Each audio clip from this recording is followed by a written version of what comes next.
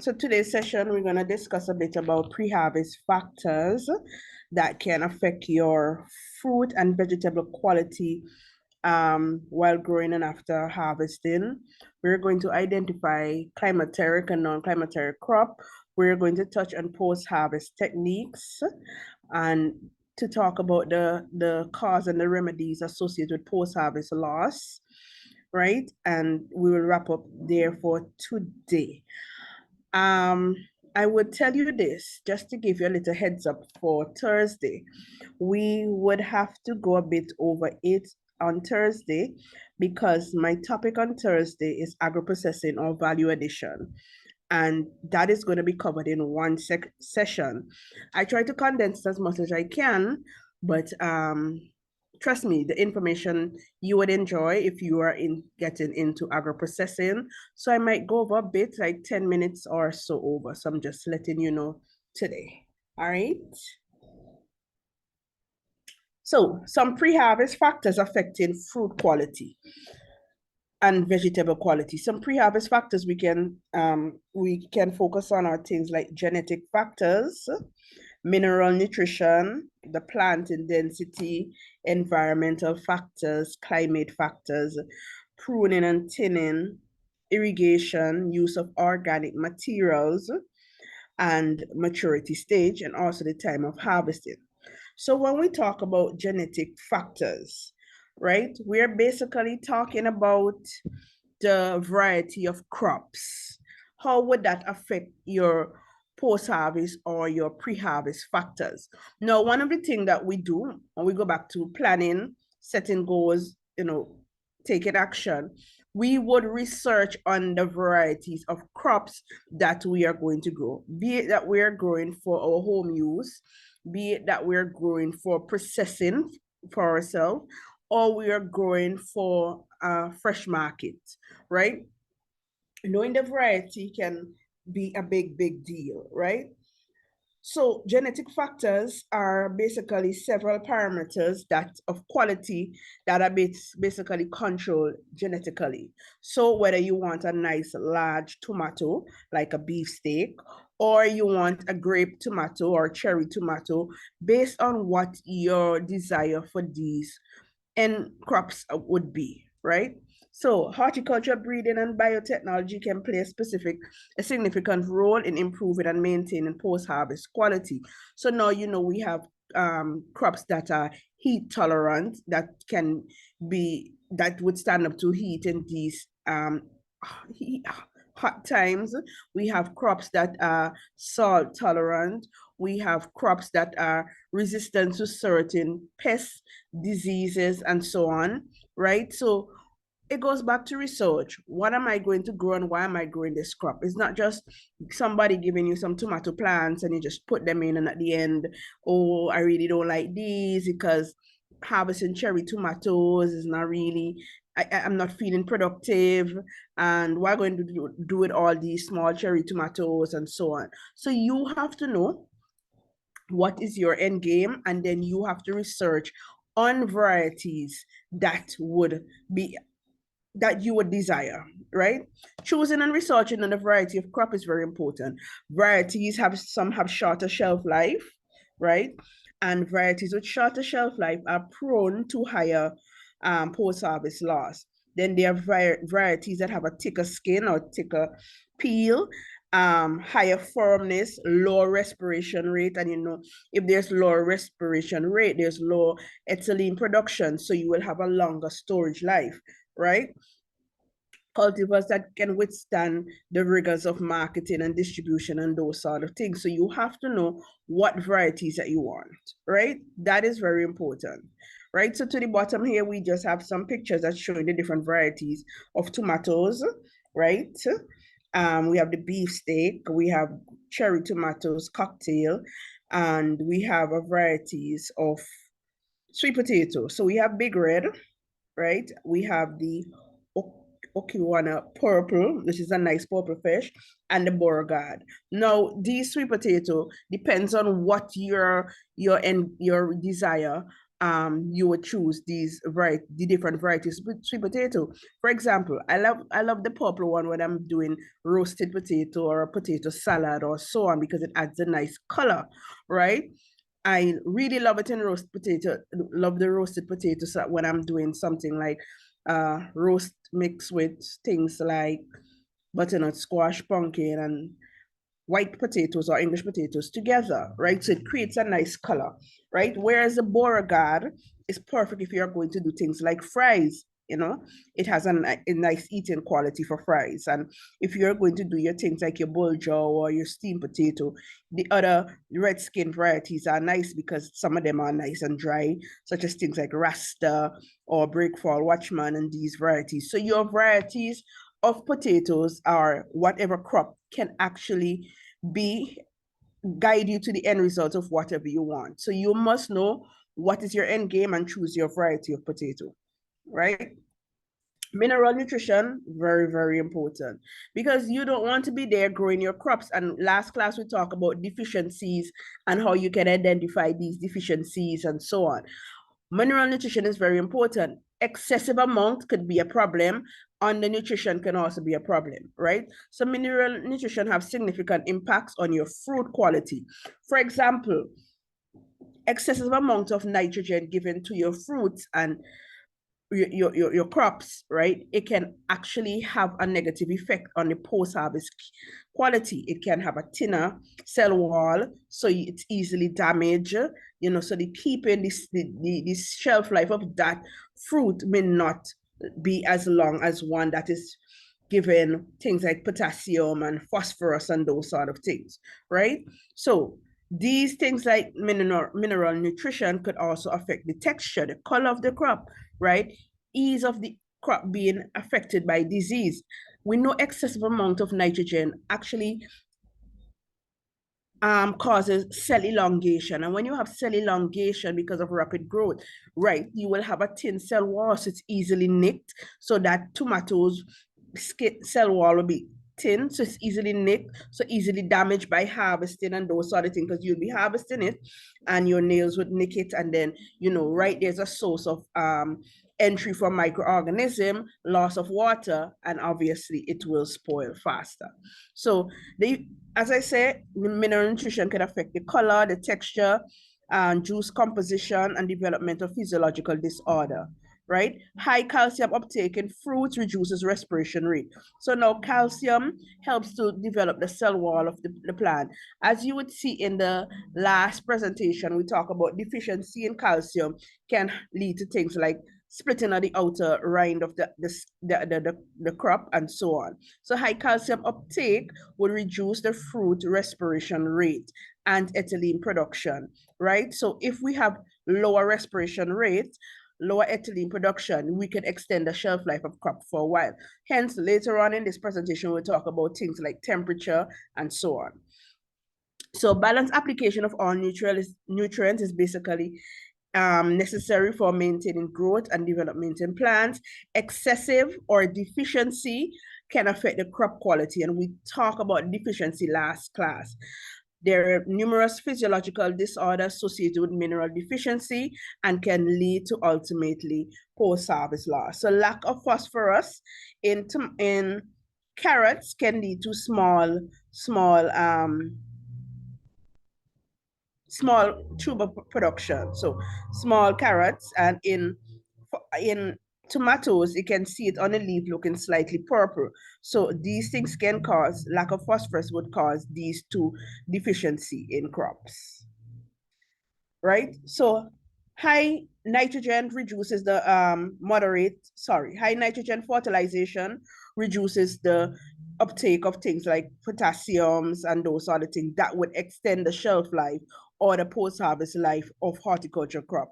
Application of things like potassium to watermelon tend to decrease the post-harvest respiration rate, so watermelon could have a longer shelf life on the crop, right? As I said before, high levels of nitrogen tend to decrease flavor, it decreases the firmness of the crop, and also increases physiological disorder, right? Generally, crops that have high levels of nitrogen typically have poor keeping quality, so they don't have a good shelf life. They easily damage, right? So high nitrogen increases things like fruit respiration, faster tissue deterioration, thereby reducing the shelf life of the crops. As I said, it makes the cell wall or the outer part of the fruit easily damaged because it's thin, right? Potassium fertilizers improve the keeping quality, and its deficiency can bring about abnormal ripening in fruits. Once there's a deficiency in potassium, you can bring about abnormal ripening in fruits. So sometimes you see younger fruits and we call them force ripe. These are some of the effects of deficiency in potassium fertilizer. Potassium helps to reduce some physiological storage disorder as well. As we mentioned before about calcium and the cell wall, calcium, the storage potential of fruit is largely dependent on calcium and is associated with produced texture, right? The higher the level of nitrogen, phosphorus, and magnesium, and low level of potassium and boron can lead to calcium deficiency in fruits, thereby reducing its storage life. So we have to pay attention to the mineral nutrition of our crop when we are giving them fertilizers, if you are into using fertilizers, or if you are giving them manure and those sort of things. Calcium deficiency calcium delays ripening. Senescence is when your crop has actually ripened and start heading to the period of rotting. It reduces susceptibility of chilling injury. It obviously would increase formness because you know calcium is about cell wall, maintain the cell wall and those sort of things. And it reduces decay after storage of avocado, and it improves quality. So your mineral nutrition is very, very important. These are some examples of mineral nutrition deficiency, physiological disorder of the storage of low calcium. So, you know, we have things like blossom end rot and tip burn in lettuce. And we normally see this in lettuce and not pay attention that it's basically tip burn. We just normally figure that the lettuce is damaged or something like that. And here you have the bottom end rot as well in things like citrus and so on. Planting density, very, very, very, very important. Planting density, right, is important because it helps in terms of the crop not fighting for nutrition. So high planting density increases competition between plants because there's a reduction in light availability. Thus, there will be a reduction in fruit quality. So look at the two pictures below. Now you have these three crops planted very close together. Not only would they have a problem in terms of the size of your crops that is being harvested, also there's a problem with things like fungus development, right? Which I will cover a bit further down in things like pruning and thinning in terms of space between your crops. So planting density is very important because if you have a lot of plants, if you're carrying capacity for your greenhouse, let's say it's 100 plants, and you reduce the spacing between them to carry 200 plants, you will be running into problems because there would be reduction in light, right? It's going to be a little bit tedious in terms of pruning these plants, right? You're going to have a small fruit weight and those other things. So you must space your crop appropriately to get the correct spacing to get the optimum yield. So you know, tomatoes and sweet peppers between 18 to 24 inches, right? So you keep the spacing appropriate for proper production.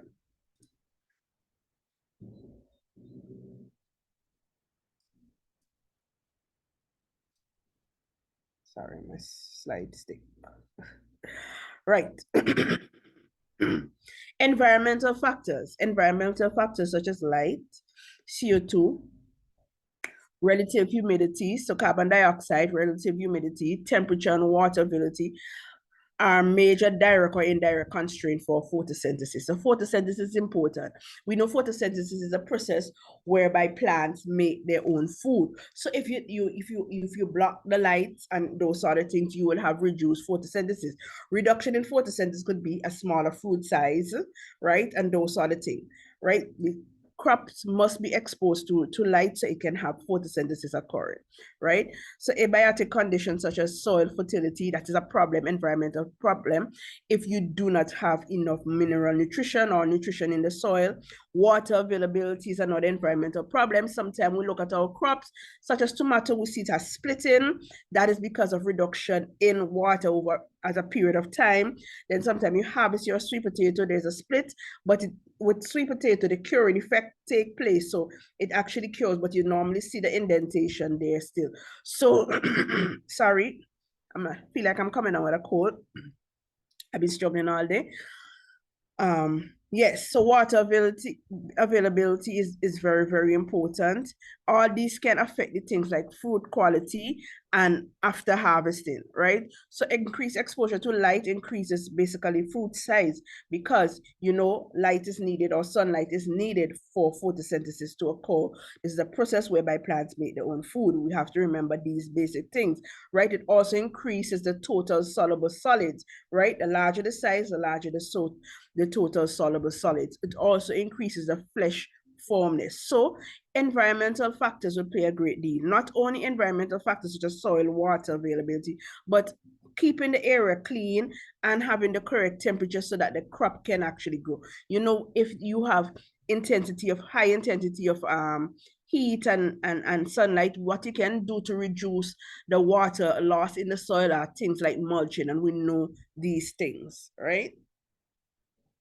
Pruning and thinning, very, very, very important because these will reduce things like diseases such as anthracnose. Also, pruning will help to have a larger fruit size. So when you have your things like tomatoes, right? What I normally do is remove all the side shoots and keep the main branch, right? Keep the main branch, remove all the side shoot. Also, when my plants, my tomatoes start bearing, I will remove all the lower branch from the plant so that one splash of water and from soil when you're watering, it doesn't hit those leaves to cause soil-borne diseases and those sort of things.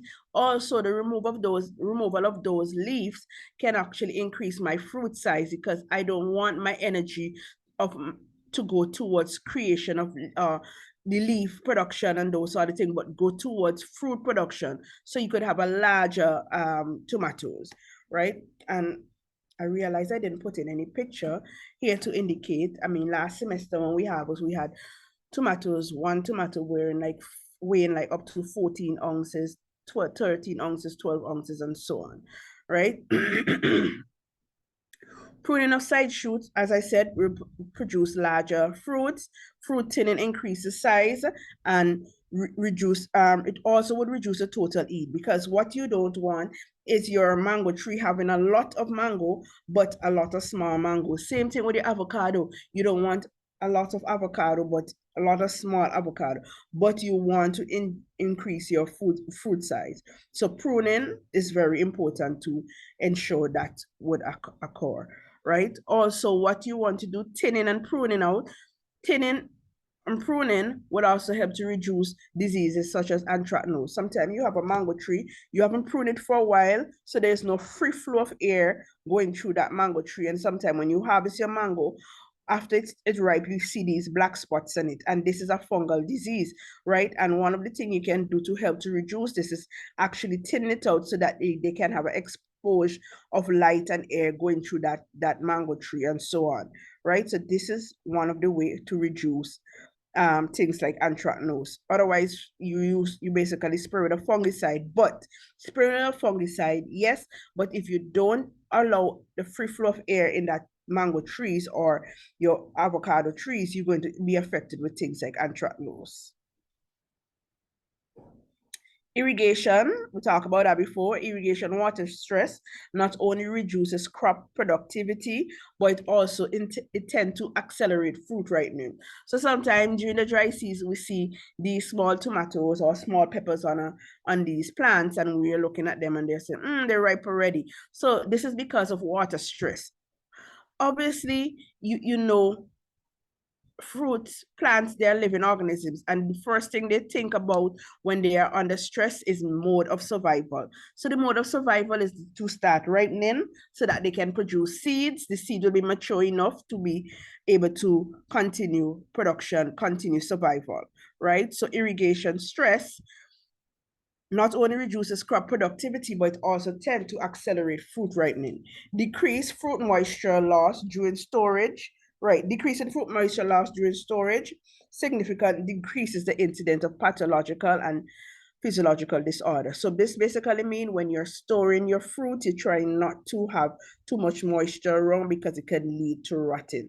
In the first picture is what I talked about in sweet potato production, where they may have a decrease in water over a period of time, so to split. But as you can see, the periodome has basically formed back because sweet potato, ginger, and so on go through a curing effect, right? Now in tomatoes, and we normally see this around the dry season, especially around Easter time, we would always see these splitting, right? And this is due to lack of water in the soil at a period of time, and because the water is needed to make the calcium mobile and available to the tomatoes. And at that time, there's a drop in water, so we'll have things like splitting, right? This is just a picture showing some organic materials that can reduce the disorder of and increase calcium and potassium in concentration in plants. So we have things like compost, we have biochar, and we know over the past 10 years or so, they have been talking about biochar production, which basically reduces the amount of CO2 in the air, which is good to help to reduce climate change, right?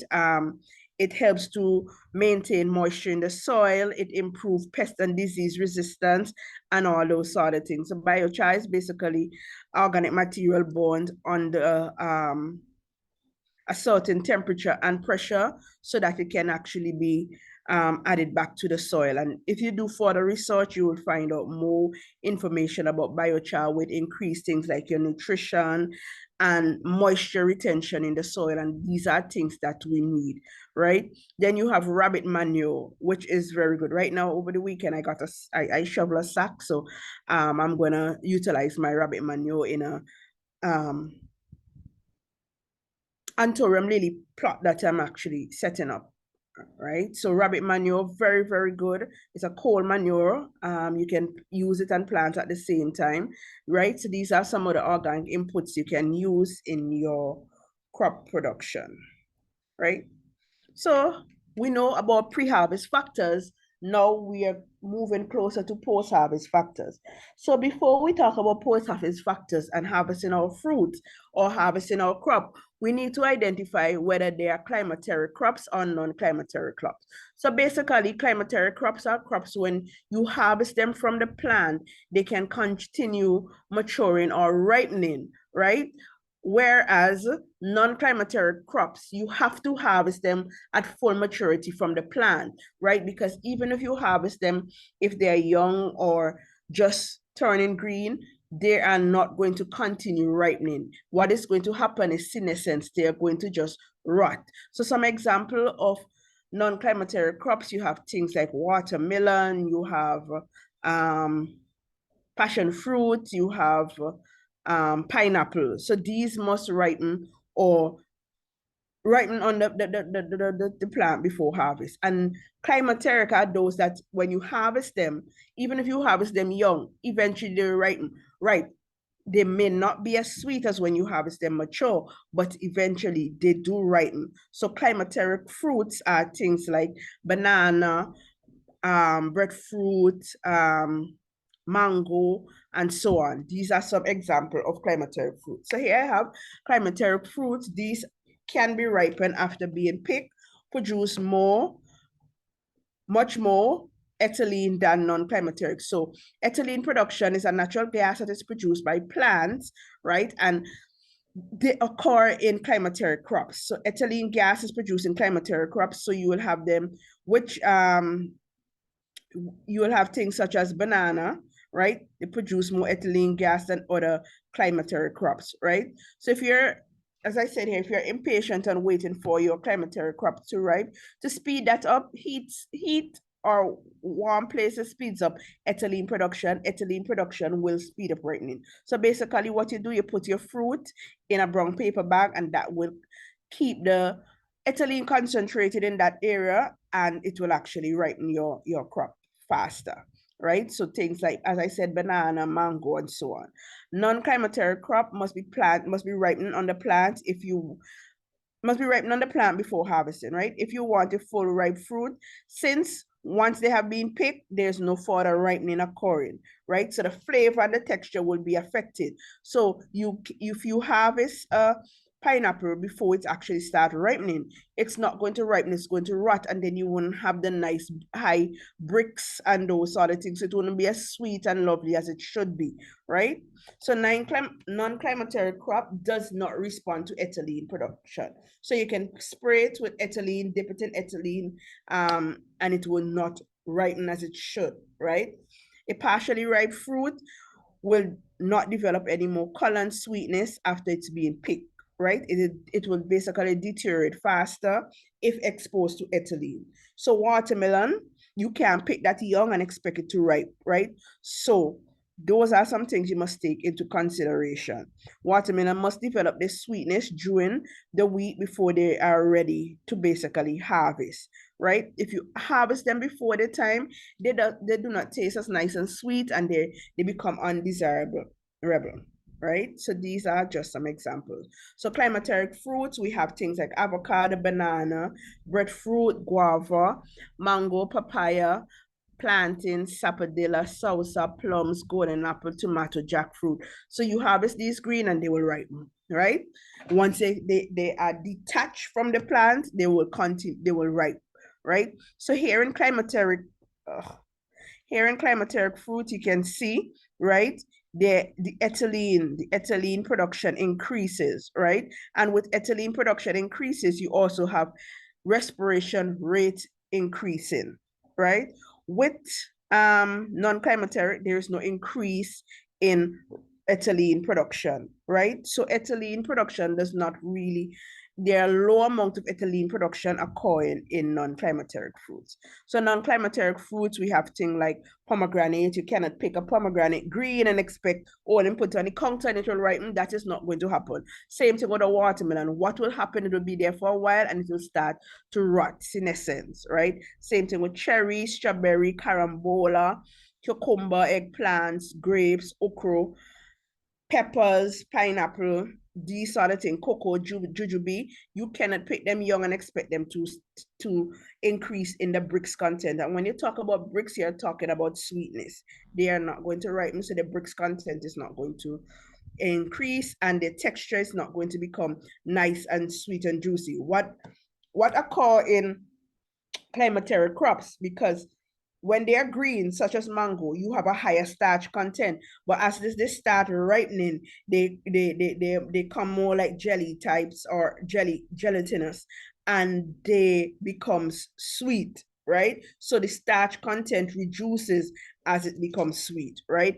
So as you know, in climateric crops, once you harvest it, the eating quality is going to be good because as it's ripening, the starch content reduce. In non-climateric crops, if you pick it young, it's not going to have that nice bricks and so on. The texture is not going to improve and become nice eating quality. It's just going to rot, right? So you already know about climateric and non-climateric, so you will know when to harvest, when not to harvest, the best time to harvest, especially if you are going to be doing things like shipping stuff away and those sort of things, if you're marketing your crop. And even if you're not shipping away, if you're just growing crops for the fresh market, the ideal time to harvest these crops will be very important, because that can affect your shelf life. So we know about climateric, non-climateric now, so we have to focus on harvest. Harvesting is a process of separating agricultural commodity from their mother plant for consumption, for sale, or other purposes. Understanding the definition and measurement of maturity is essential for determining the optimal harvest period for any given crop. So post-harvesting, for me, it's my baby, yeah? And I like to spend some time talking about post-harvest treatment. And oftentimes, one of the reasons why we have a lot of crop loss or post-harvest loss is because the time is not being spent with farmers to show them how to harvest their crops, even though maybe at times the time is spent, farmers are not putting in the effort to harvest their crop properly. So harvesting is very important. So take, for example, the first picture I have here, right? You look at the tomato, it has its stem intact and so on. The second one, right? It doesn't have the start intact, right? So you know what is occurring in the second one? Loss of water, entry from microorganisms, and so on. So this would have a shorter, the second one would have a shorter, let me get the pointer, a shorter shelf life rather than this one. So when you're harvested, it's very important. So you get your secate or your snips, you must have on a gloves, especially if you have whether you have nails or not, you must have on a gloves, because even if your nails are cut very low, there is still possibility of you nicking this fruit, and you don't want to nick the fruit. So what you do, you put on your gloves and then you get your secate, right? Harvesting is best done early in the morning. So you get your secate and you cut your plant, your fruit away from the plant. Two things is occurring there. One, you're going to have a fruit that is going to last longer, have a longer shelf life. Two, your plant is going to last longer. When you pull your plant, your fruit off of the plant, your tomato, your eggplant off of the plant, oftentimes the stem of that plant is damaged. You know, when that rips, that is a host for microorganism to enter. And then you're going to be saying, oh, I just harvest one time, they don't die, they don't, this happened to them. You're the one who's causing that. So what you want to do is make a nice, sharp, clean cut. When that cut is clean and sharp, there's no way for microorganism to enter because it heals faster. But when you pull it and it rips, it takes a longer time to heal. And by the time it's healing, microorganisms enter and diseases affect your plants and so on. And you're wondering what is wrong. Now go back to the fruit. When you clip it from your plant, you are keeping the stem intact. So if that is intact, it's going to reduce the respiration rate, the loss of water, and all these sort of things, right? So what you do that, and then you take it to the area where you're going to be cleaning and sorting and grading, and then you clean it and then you trim it back so that the excessive amount of stem does not damage the other fruit. Now with that intact, you're not going to have loss of turgidity, so it's going to be nice and firm for a longer period of time. So doing this is very important. And further on in the presentation, I'll talk about sorting and grading, which is very important in terms of putting the green one by itself and the ripe one by itself to ensure we have a long shelf life. In this small video, I'm just showing how things like root crops are being harvested. Sorry, not root crops. Leafy crops like pak choy and lettuce are being harvested. So what you normally do, you have a sickle or we have a knife and we basically cut it at the base and put it in the harvesting tray. Now, this is very important when you're harvesting your fruit, your tomatoes, your whatever cases, please don't put them in a bucket.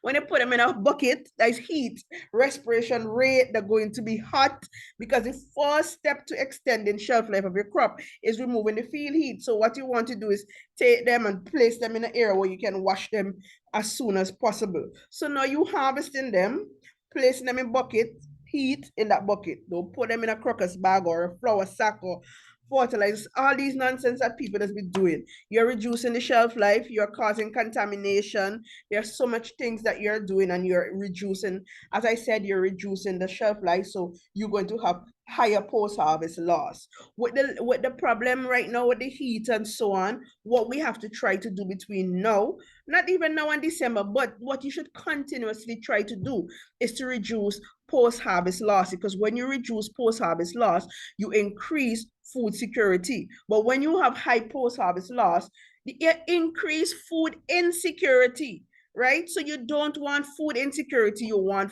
food security, right?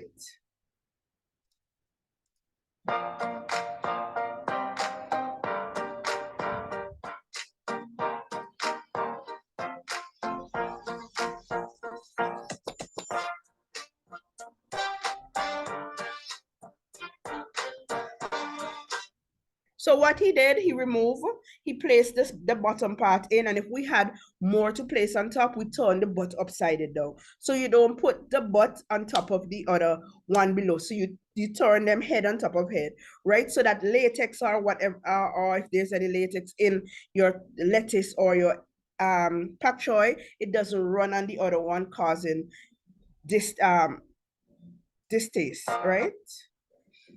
Some other things that you use for harvesting. In the first picture, you have here a knife. You can also use a sickle, right? You have your picking basket. Why this come back there?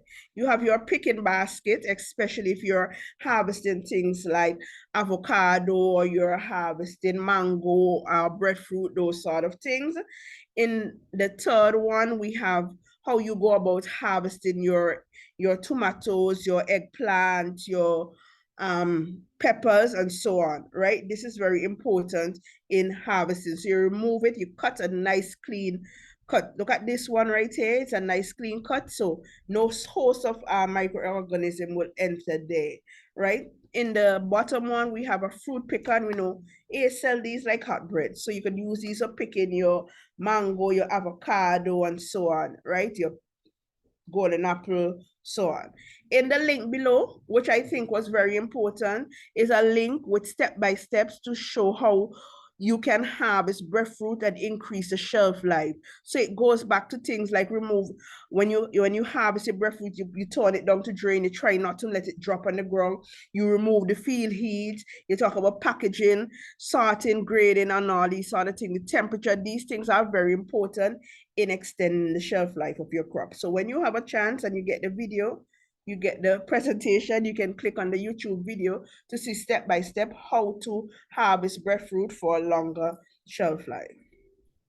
So we're back to harvesting, still in harvesting, right? Frequent harvest can result in higher quality and better tasting vegetables.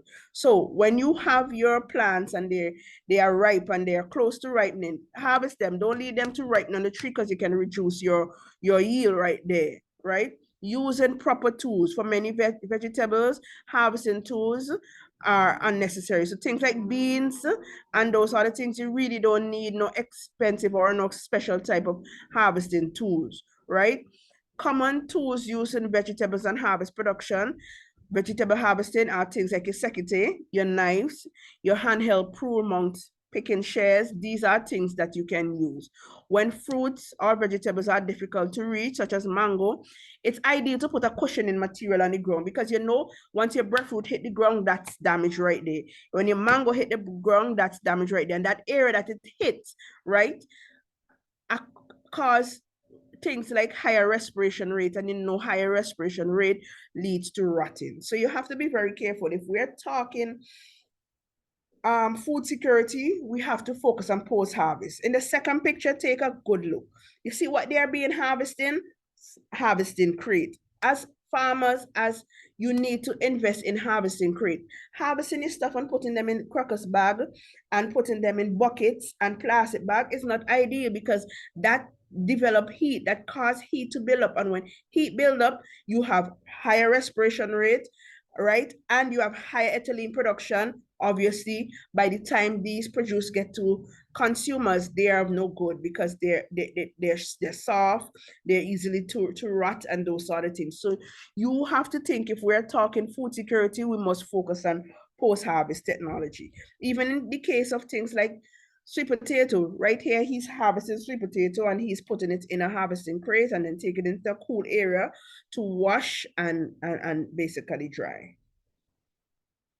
So we talked about before about climateric. So we know maturity stage is very much important, right? So maturity stage has a high influence on the quality, because if you harvest a crop when it's young, the quality of it will not be good. And we know what we have experienced that. You see, when mango just coming in and those vendors want to make $1, they harvest the mango young. And you have to know when a mango is full and when a mango is not, because you have to look at the shoal of the mango. The shoal of the mango, if it's fully developed, then you have a full mango. But when it's flat, you know the mango has not been fully mature for harvesting. but they're trying to make a quick dollar. Not only that, some mangoes have nice blush. So when the blush is brighter and so on. Also, you can look at the green part, right? So when the green part is basically dull, right? Sorry, shiny, you know, it's young. And when it's getting dull and so on, you know, it's maturing. Even in things like breadfruit, you can tell when it's young based on the shape of the breadfruit, because the outside of the skin is a bit more, what you would say, it's more prominent. You can see the shape, but when it's filled out, it comes nice and smooth. So you must be able to identify when a crop is mature and when it's not mature, so that you wouldn't run into the incident of actually purchasing produce that is immature. Because even if you're doing things like processing, right, you must know your crop must be at a certain stage to have quality end product in terms of processing. I mean, in my other pictures, I think I have where I purchased passion fruit. It must be of a certain maturity index, so that it would not leave like an off taste in your juice or off taste in your processing, right? So maturity index not only goes towards you extending your shelf life of your crop, but if you are an agro-processor, buying something that is too old or that is too young can actually affect the quality, the end product of the product that you are making, right?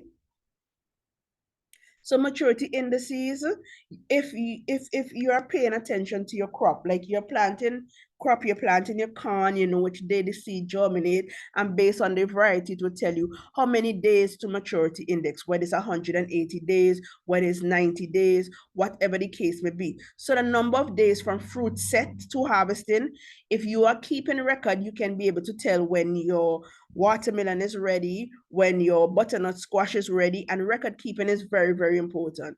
Also, you can have visual indicators, as I talk about the shoulder of the mango and so on, even the color of the outside of the avocado and the development of the avocado. You must be able to recognize these things over a period of time, because trust me, them vendors just try to pull wool over people's eyes, you know. And I run into many occasions where I visit the market to get something that I don't have, and they're telling me, oh, you could buy this. And I'm like, no, that young. And they're like, no, it ain't young, blah, blah, blah.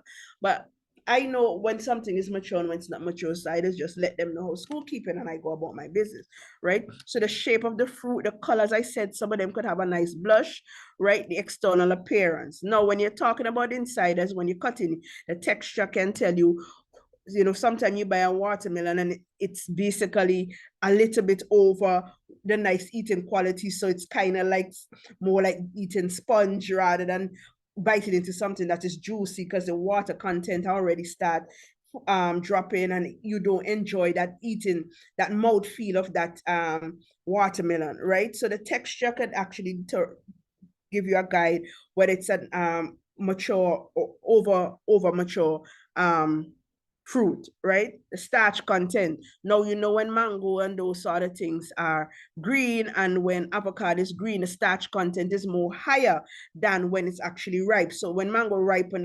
the sugar content increases and the starch content decreases. And in avocado, the oil content increases and the starch decreases, right? So you have to look at things like the starch content, the soluble solids, right? Some of them gives off a nice sweet smell, a nice odor, and those sort of things. So these are things that you have to become familiar with and know over a period of time to also to guide you in terms of the maturity indices, right? So we're back to harvesting. So some, as I said before, some common tools. I think I put this slide twice, right?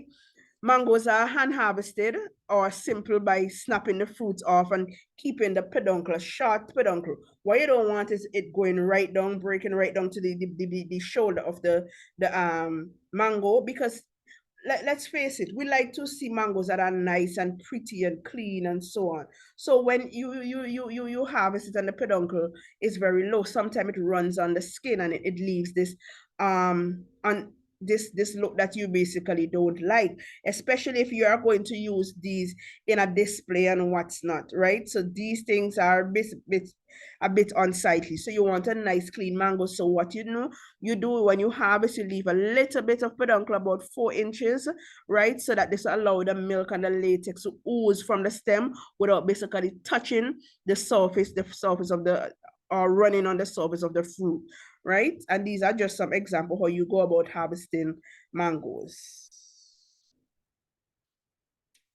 Time of harvest, very important. The time of harvesting fruits is best before 10 a.m. in the morning, right? And transported back to the area where you're going to sort, grade, and pack, and so on. Now, even though the time of harvesting is very important, the way you go about harvesting is also very important in terms of extending the shelf life. Not only that, but your the way that your clothing is very important. You can't go from the field in terms of harvesting and go back in that same clothes and pack and clean and what's not. You must change, right? Because you can be carrying disease and pests from the field into the packing area. And then you would realize that you would have things like shorter shelf life because of your method of actually dealing with these things. I've seen individual come straight from this field, they wash and they pack, right? Now, I have a problem with the way a lot of people just wash and pack. You're not only supposed to wash and pack, but you have to wash and sanitize. Sanitizing is very, very important. I've heard farmers tell me, oh, I do not want to wash my sweet potato because they will spoil. Nonsense. I did a sweet potato project about two years ago. And I got my students to wash, sanitize, and air dry the sweet potato. And I had sweet potato on my counter 2-3 weeks going, no sort of spoilage and what's that. Because it's not what you do, but it's how you do it properly. So when you're sanitizing, so the first thing you do, you wash to remove the field heat, remove all the debris and so on. So you wash them, then you're going to sanitize them, right? All these must be done in a cool place. So you're going to sanitize them using a bleach solution. So 1 tablespoon to a gallon of water and so on, right? So you're going to sanitize your crops. So you sanitize your crop, then you put them in a cool place to air dry, right? So air dry, whilst they're in drying, the curing effect is occurring. So if they are bruised, they're curing back and so on. And then you can after the air dry, then you can package them. So when you're packaging them, you package it in a breathable packaging, which we will talk about a bit later, in terms of things like a harvesting crate, onion sack, and so on. Give me a break with these crocus bag, these feed sack. I mean, this is 2023. And why is it that we are still operating like we are in 1802 or 1803 and those times? We have to get to the program, because if we keep beating up our gum about we have to think about food security, then you have to get with the program. You can't be talking food security and in the same breath you're not thinking about food security. Also, you can't be bawling, oh, these hotels only buying things that are imported. Yes, they will buy them, because they ain't taking nothing in no flour sack. They ain't taking nothing in no crocus bag and what's not. That is unsightly. That is that is not hygienic, right? So you have to get to the program. You can't be arguing that hotels not taking your produce if you are still showing up with things in black plastic bag and buckets. And no, you have to invest in harvesting crate and take it to them, present it to them properly, right? I mean, they're different, and I keep forgetting every time. I think I might have a picture here in terms of packaging, in terms of what package you use when you're packaging things like sweet peppers and your eggplant. You know, the funny thing about it, many of us leave here, visit North America, go through the supermarket, see what is going on, and we copy everything than what we're supposed to copy. We're going to copy dress code. We're going to copy the way they eat. They're going to copy everything. But you see, in terms of farming, they don't copy. We don't copy that. Now. We do not copy that. So we go and we see how things are done, how things are packaged, and we come back down here and you sell me potatoes in plastic bag. I try to get my students away from selling produce in plastic bag, but occasionally we do it, but it's not ideal. right? What I do with the plastic bag, I punch hole, but oftentimes those holes are not good enough. So what I'm going to try to do next semester is get the packaging that I really want for my students to utilize. And yes, we do have them locally packaging plus sells by the large roll, they sell by the single, and so on, right? So what you might be saying, oh, that might be expensive. No, it's not expensive. To add it to your cost of your packaging. You add that in when you're selling your stuff so that you can make back your money. Because at the end of the day, if you're selling Excuse me, please, can you repeat where you said they are being sold, those packages, those bags? Packaging Plus Limited at Tongue Hill. Okay, thank you. You're welcome. At the end of the day, you're selling produce that can be last for a longer period of time. Your clientele is always going to be there because nobody wants to buy tomato Saturday and only Sunday could use it because Monday half of them spoil, right? So we have to think along that way of extending your shelf life of your crops.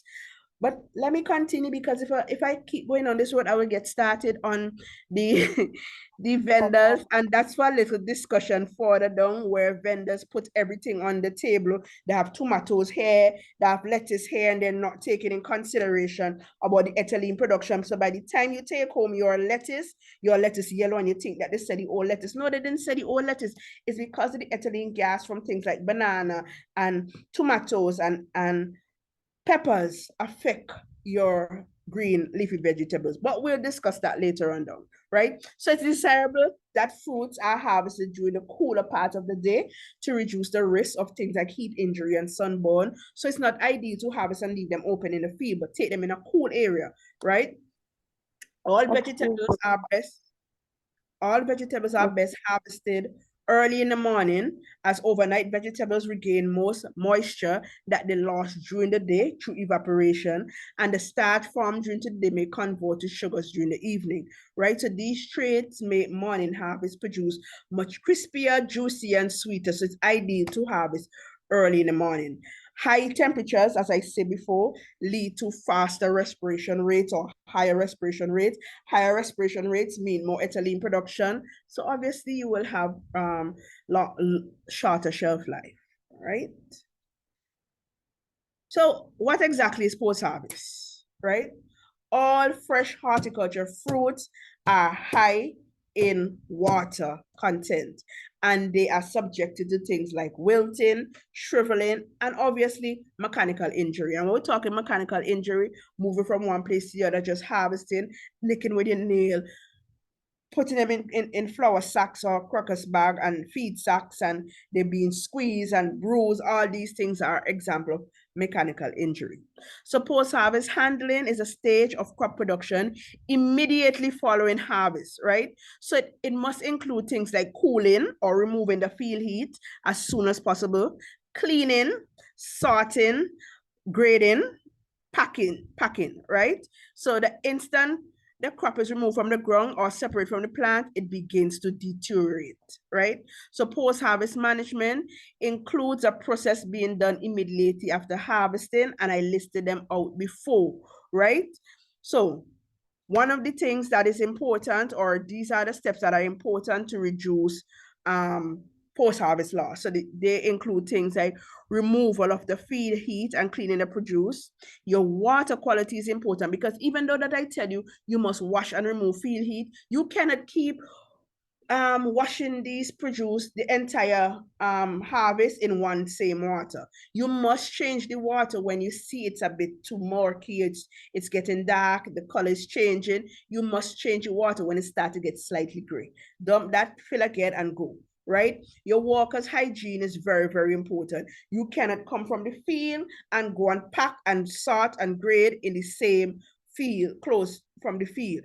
What is ideal to do is either you get one of those white apron that is I think it's a plastic, so they can clean and those sort of things. You can put it on.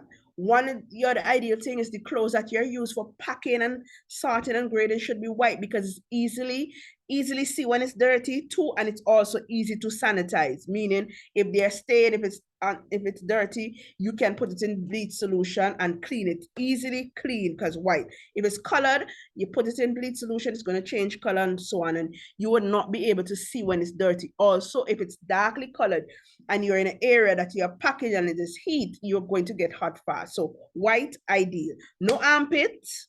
No, it must have sleeve. You must have on a gloves. You must have on a mask and those sort of things to prevent any sort of contamination, right? Then you have sorting. Sorting meaning you're going to take out what's damaged, what's defective, what's deformed, what's too small.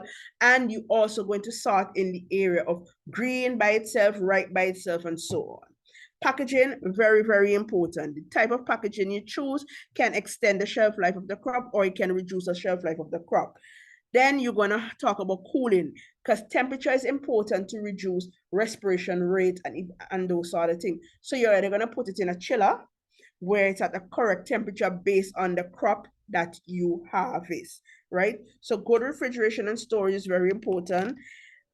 Proper transportation, which we will talk about later. I cannot tell you how much my heart does bleed when I'm sitting on my porch on a Sunday afternoon and see those truck pass filled with planting, and then somebody take the bamsi and sit down and the people then planting. So they're going to squeeze them, cause injury, and then you're going to, in that area that is injured, you're going to have ethylene production, you're going to have respiration rate, and then you're going to have rotting. So by the time some of these things reach where they're supposed to go, they have enough use because they have a short shelf life. And we keep thinking that crops have a extremely short shelf life. No, it can be extended if they are being treated how they're supposed to be treated properly, right?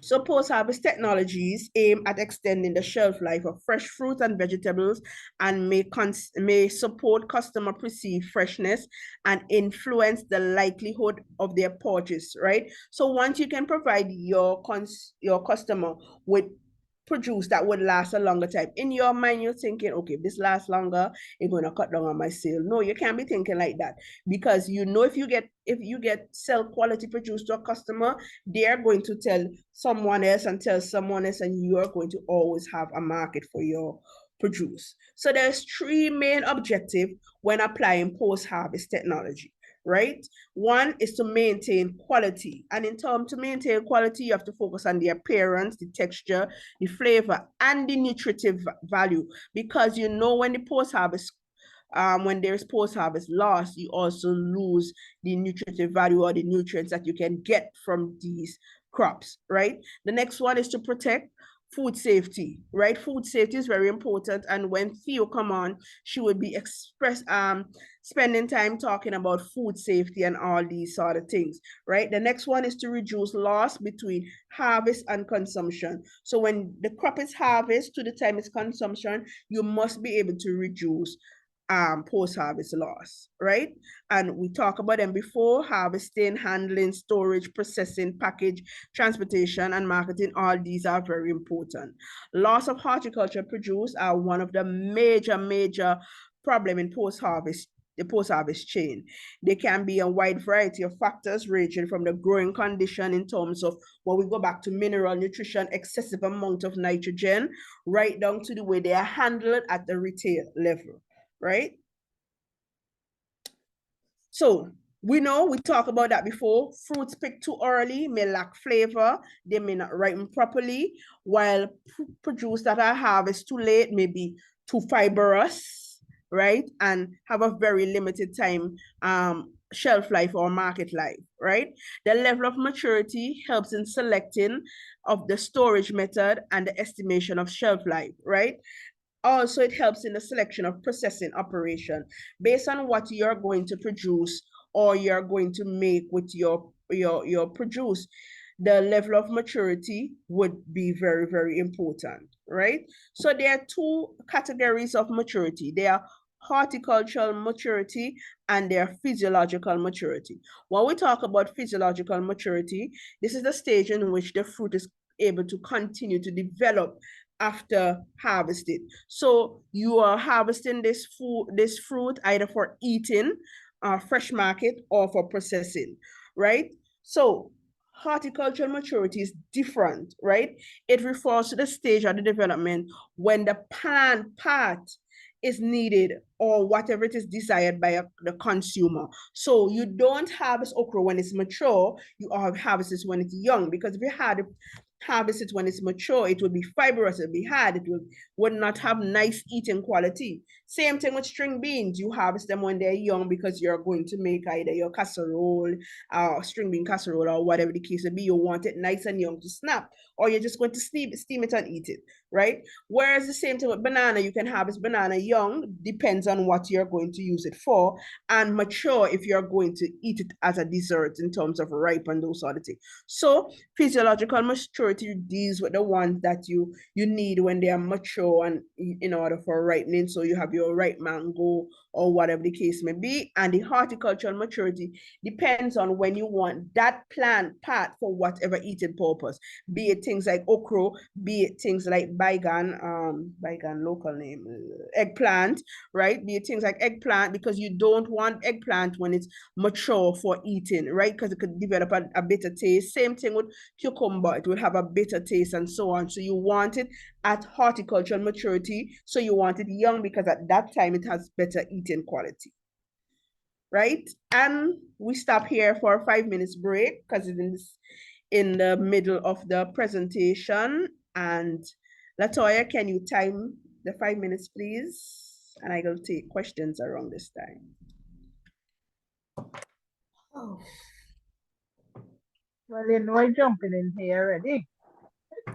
That's a quick question. When watering plants, right?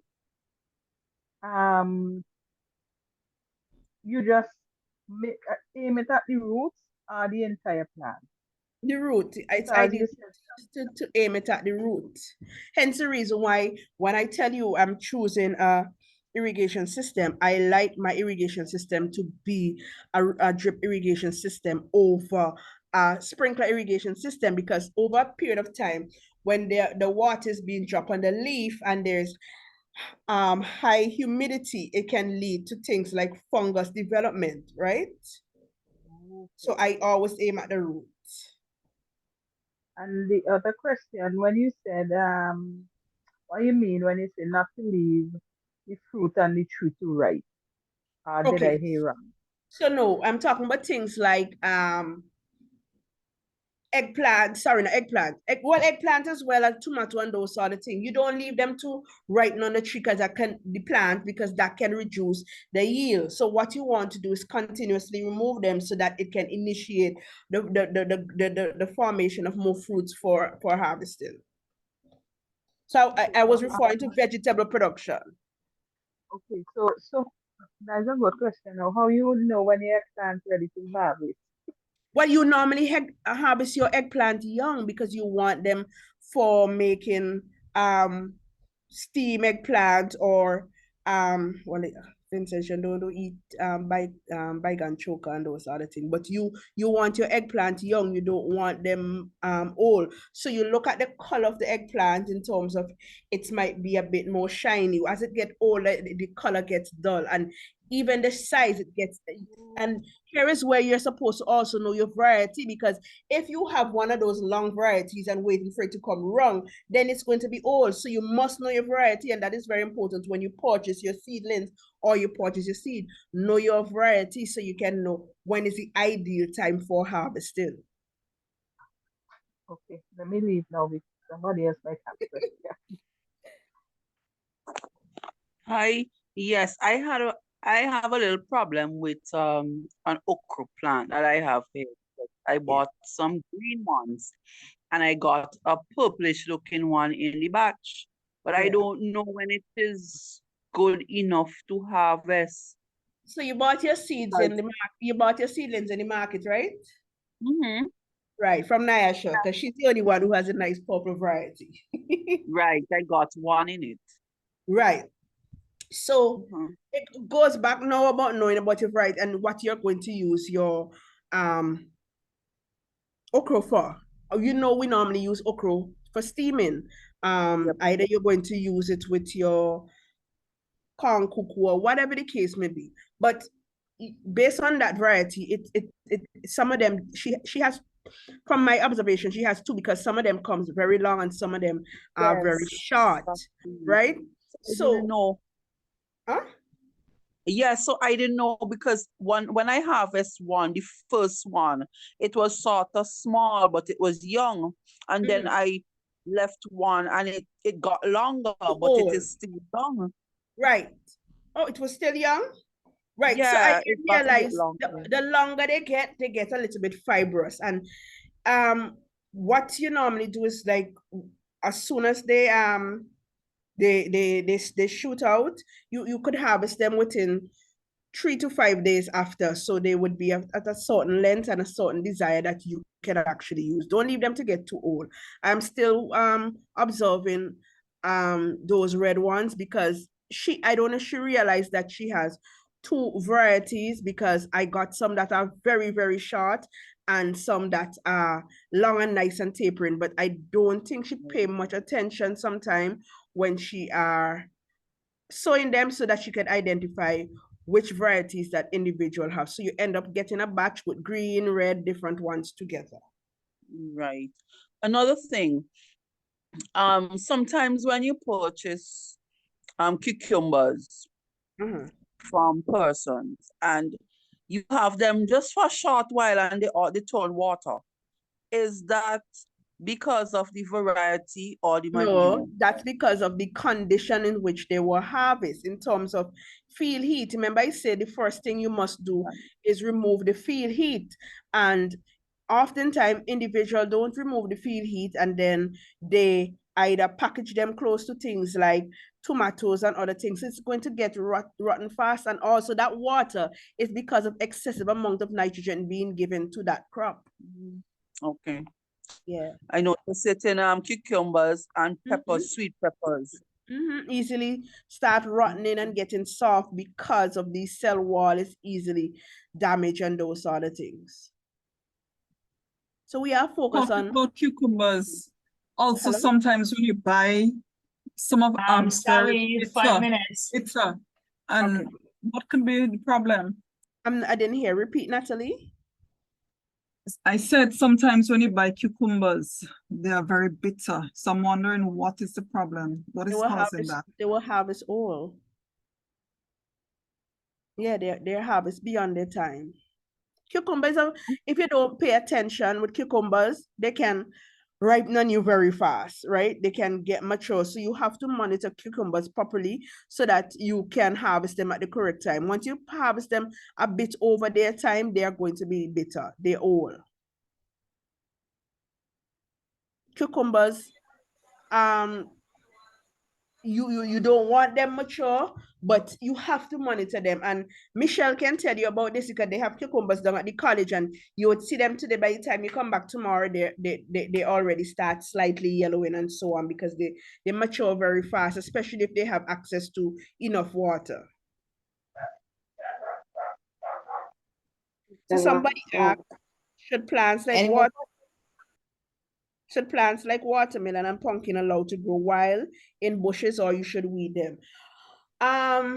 No, you don't want them growing in bushes, because sometimes the bush could take over the pumpkin. And another thing with these things, when you have a lot of weed, they are going to be competing with the crop for nutrients. So if there's nutrients that's supposed to be going towards a crop, the weed is also competing with them, and then you end up having a small yield, and then you wonder why. So it's ideal to weed out the watermelon and so on. The pumpkin a little bit more rigorous, so they could basically run through the field, and oftentimes they would, based on how they run, they would help to suppress the weeds. I would like to ask a question about I have a sweet sap tree, right? And lately I noticed it been fruiting and the fruits are turning black in certain spots and part is hard and part is ripe. What is the problem there? Oh gosh, I remember the name of that disease, but it causes the sweet sap to be mummified. I will check back my notes and I'll tell you. I'm not in the WhatsApp chat, so I would send it to Latoya and she could forward it to the WhatsApp chat. But it causes the soursop, sweet sop to be mummified after a while. It's not anthracnose. I will have to recheck and tell you what disease that is and how you can go about rectifying it. I don't remember offhand because soursop is not sweet sop. Soursop is not a crop I normally focus on because it's not sold in such high quantity. I mean, because I don't like it as well. But I will double check and I will let you know. Okay, thank you. All right. Or Latoya, you can add me to this group chat. I'm in the other one. I'm not in this one as yet, so I can share whatever information that I have. Okay, I'll do that. All right, so we continue so we can wrap up in a bit. But I have one question. Go ahead. Go ahead. I have a question. If lettuce grows like a tree, what is the problem? All right, that's bolting. That's called bolting, right? And bolting occurs when the temperature is high. So when the temperature is high, it starts elongating, right? So that has already passed eating quality, right? So you can't use that for eating. It's going to be bitter. What you can do is, it depends on what type of seed you have. It's a heirloom seed. You can leave it there so it can create seeds so that you can plant. Miss Edwards, Yes, please. I have a question. Tell me. So my question is about packaging, because we were speaking about people You're breaking up. adapting to foreign practices, right? But when we talk about things like sweet potatoes, dashing, tanya, all of that, when it comes on the market, especially if you are packaged with your farming at a large scale, normally here in Finland, everybody does it by the sack. So how are you then able to compete with the other farmers if you want to do this fancy style packaging as what It's people not fancy style listen packaging. locally? It's basically using things like boxes I and understand that. But then how are we able to compare when you are using a feed sack to me using packaging boxes, or how then will I be able to compare your sack to my packaging so I would know if it's compare. I'm not really the same following what amount? you say. After compare, what you say after compare? By the sack, right? The other mhm. sack. I would like to be on the same market with these farmers selling probably to the vendors No, in the market, if but you not are if you are selling, if you are packaging your stuff in feed sacks and what's not, you can't be on the same level with someone who is actually taking the time washing, packaging, and packaging it in a box, because your stuff is going to be deteriorating faster than someone who actually package it in a box and sell it to a market. You're never going to be on the same level, because one, that person who's packaging in boxes obviously will be doing it for a different market, because traffickers accept the sacks. Traffickers accept the sacks. And when I say traffickers, I'm referring to those who are going to Trinidad. However, Barbados is a whole different case, because when you go to the side where stuff are being shipped to Barbados, they're either in harvesting crate or onion sack. These things are breedable, so that's a different market.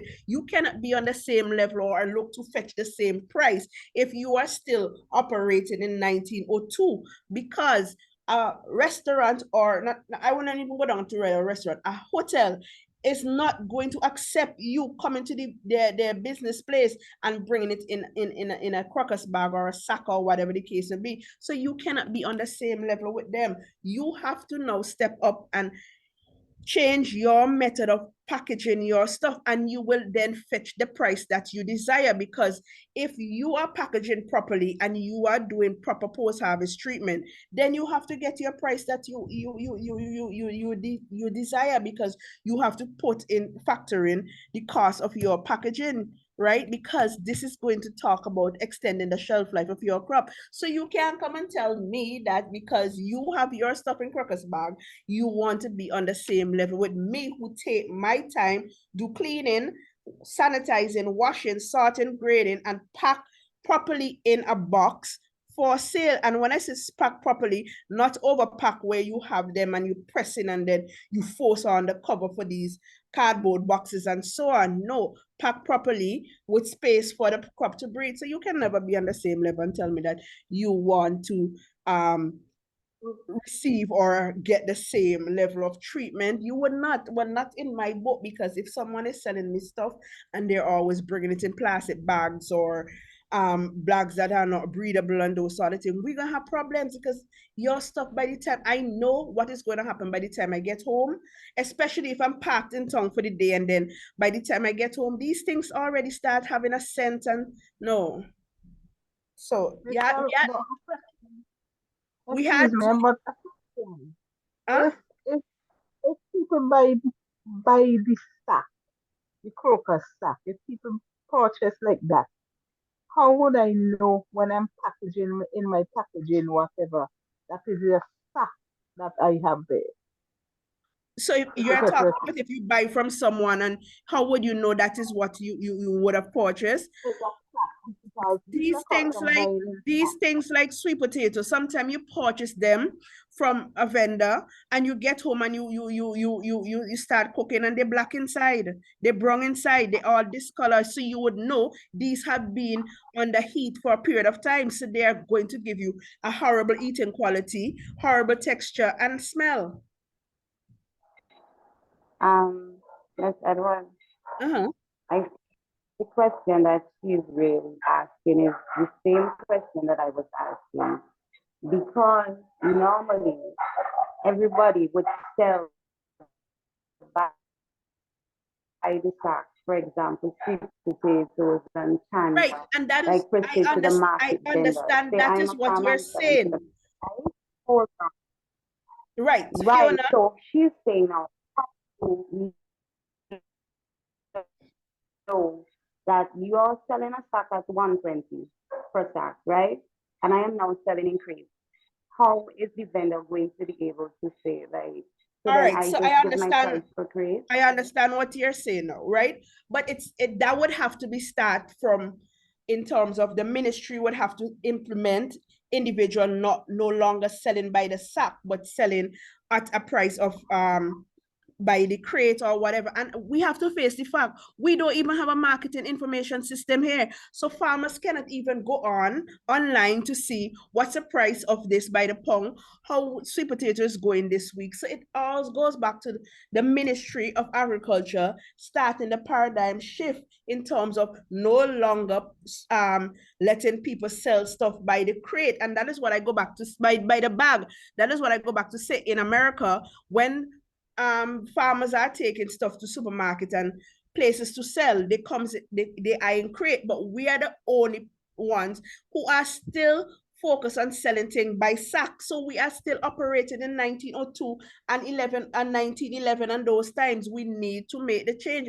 And the change starts with agriculture, the Ministry of Agriculture implementing these changes. So I understand what you're trying to say. How could one person do it and the other don't? And because we're selling by the sack, the change has to start from the head, come right down.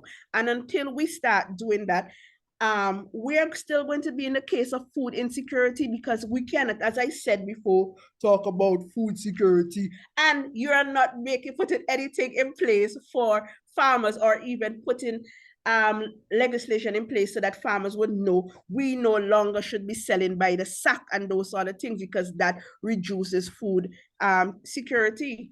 So as I said, we copy everything except things like that. And you would see that if we look at, even though we don't go to North America and other places and so on, even places like Trinidad, I've seen when farmers are going to take stuff to hotels or take stuff to Massey, Trinidad, they're in crates. And it goes back to the supermarket as well, is what they're accepting. So Grace Sunrise Supermarket still accept people bringing things in Crockers bag to the back of their supermarket, whereas Massey sometimes try to implement individuals bringing it in harvesting crate or boxes or those sort of things.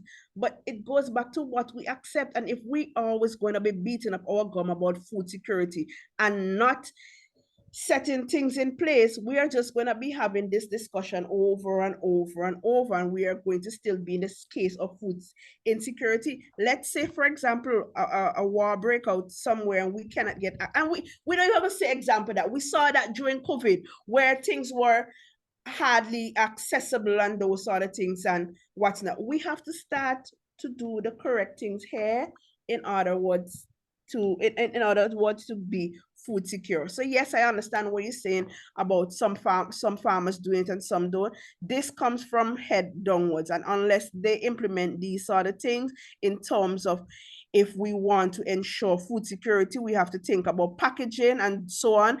And also more places would have to come on board in terms of providing these packaging for farmers. All right. Exactly. All right. Thank you. You're welcome. All right, so where were we? So we're continuing on post-harvest, right? So post-harvest factors, as we talk about the management of temperature, ventilation, and relative humidity, these are very, very important.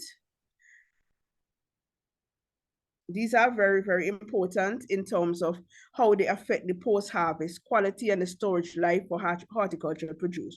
So ventilation is very important, and that's why we go back to talk about the packaging, because if we are talking about ventilation and temperature, the packaging is very important, because if you put it in plastic, polyethylene, there's no ventilation and there's a high buildup of temperature, right? If you put it in those feed sacks, there are limited ventilation and a high buildup of temperature, hence respiration rate and hence rotting, right? So these things are very important in extending the shelf life of crops. Proper management of post-harvest system can serve as a major help in resolving various social and economic issues. Social issues such as not being able to access certain food and those sort of things. So once you have proper post-harvest management system in place, it can help to resolve those sort of things. A significant decrease in post-harvest loss can alleviate food insecurity all over the world. It's not a matter that we do not have enough food for individual owner. We do have enough food, but our problem is the way that we store it and those sort of things. And take, for example, the market. I mean, we have, what, 3 different locations now as a market? Which one of them have a cold storage facility? None of them have a cold. So we have 3 different locations. We take people off the street outside. Yes, I have my reservations about that, because please bear in mind, even though you're on the street outside, you are not increasing shelf life. Yes, you might think that you are outside and there's access to cool air and what's not, but the exhaust from vehicles have ethylene production, have ethylene gas, so it will lead to your produce being ripened before the time or senescence before the time, right? So yes, we have 3 nice market area. Let me see, you take is Central Market, the one over the other side, the one uptown, 3, but which one of them has cooling facility? So people are still selling in these humid, hot environment, which will lead to a lot of post-harvest loss. You ever drive through the market on a Saturday evening and see how many stuff is dumped outside? And oftentimes vendors would blame the farmers and say, oh, you sell me stuff that old and what's not. It's not the situation where the vendors would actually purchase stuff from farmers that are old, you know. It goes back to how they basically package their stuff. And I will show you in some sites to come, where when you package things like like tomatoes close to things like broccoli, it starts yellowing because of the ethylene gas. It's not that you harvest the broccoli old, but it's your location, even down to you when you purchase your stuff and you have them in your fridge. It's your location next to these ethylene producing crops, next to this leafy one. It's going to turn your lettuce old, your cabbage old and bitter before it's time, because of the exposure to ethylene gas. So let me just run through the causes of post-harvest loss. So causes of post-harvest loss could be immature, right? Over mature harvest, faulty post-harvest practices, not being harvested properly in terms of using a secateurs to remove it from the plant. Then you harvest it in a bucket, and then you bring the bucket, you rest it down there, then you go take a nap. By the time you get up, build up of heat, then you're going to decide, let me wipe them off now and put them in a plastic bag, and they go down the road and they sell the tomato and so on. So those are faulty post-harvest practices, right? Poor sorting and grading. If you sort ripe by ripe together and green by themselves, they will extend the shelf life. Rather than you buying a bag of tomato in town that has ripe, green, and all different size inside. Sorting and grading can actually extend your shelf life and also result in you getting a higher price for your crop. So you sort the large ones and you sell those who want the larger ones by themselves. The smaller ones could fetch a different price. Rather than putting all in the bag for $6 or $5, you sort them based on the size, ripeness, and so on. That is very important because once you know tomatoes are ethylene producing crops. So once you put them ripe and green together, obviously all is going to ripe at the same time. And you oftentimes don't have use for all these tomatoes at one given time. So they're going to rot on top of you. So sorting them ripe by themselves, green by themselves. You can buy your ripe, you can buy your green. You have your green outside on the counter, open, proper ventilation. You will have tomatoes there for a period of time. Once you have your nice ripe on them in the fridge and you use them, and then you could start to see the changes of color in your green one, and then you will have tomatoes available for a longer period of time, right? Poor sorting and grading practice lead to post-harvest loss, poor temperature and relative humidity in storage, improper packaging and washing, delay and improper transport to the market, cost of exogenous factors such as rodents and insects and those sort of things, exposure to those sort of things, lack of knowledge on post-harvest techniques, shrinkage and loss of weight by water loss, and that water loss occurs when the stalk come out and they start losing water, right? Poor air circulation in stores, limited level of production, and small land holdings are scattered and remotely located production pockets. So you have some here, some there. When you're harvesting, you're going from one area to the other and you're toting them there in the heat. They're not packaged properly, so they're squeezed. By the time you get where you're going to do your cleaning and sorting and grading, most of it is already damaged. Careless handling, right, causing internal bruising, splitting and breaking of skin. Inadequate modern technologies such as storage, cold storage for your produce and those sort of things. We do not have cold storage, so we're always going to have a high amount of post-harvest loss, but we can reduce post-harvest loss in terms of the way that we go about harvesting, sorting and grading, washing, disinfecting and disinfesting. And in terms of how we package them, we can actually extend the shelf life of our crop for a period of time, even if we do not have access to cold storage, right? Things like misting your lettuce while they're at the market and those sort of things can reduce the loss of post-harvest in things like lettuce and green leafy crops, rather than, and also the way that you put them on your table and sort them, right? In this picture, I have some passion fruit that were maybe harvested or at old stage or pick up from the ground at an old stage, so they rot. So you don't want to use this in your production because it will cause off taste. And here we have avocados that was sold by individuals. These was not fully mature, so you're going to have rotting from the crown go down, right? Importance of post-harvest management. Maintaining the quality of fresh vegetables is important. Reducing post-harvest loss, reduce poverty and food insecurity.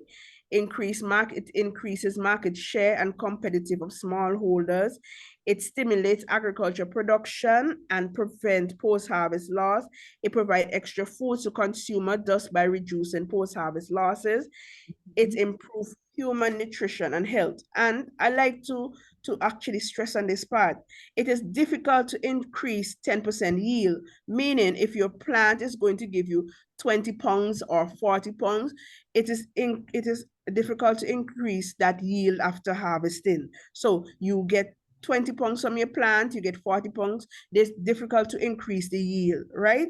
But it is easy to reduce post-harvest loss. You can reduce the post-harvest loss by 10%, right? So it's difficult to increase the yield, a 10% yield. So if you harvest 10 mango, you can't increase it to 20 mango, because that is what is harvest. But what you can do is reduce your post-harvest loss by actually carrying out proper post-harvest technologies. And below, these are just some pictures of post-harvest loss.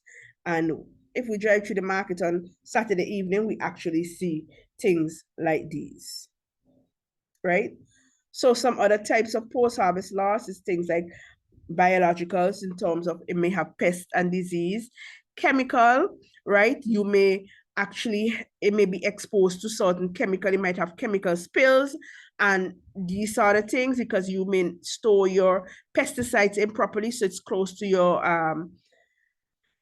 washing and grading and sorted area, and then it comes contaminated with the crop. So that's where you have going to have post-harvest loss. You could have mechanical injuries such as cuts and bruise and grazes in terms of it graze against something or bruise against something.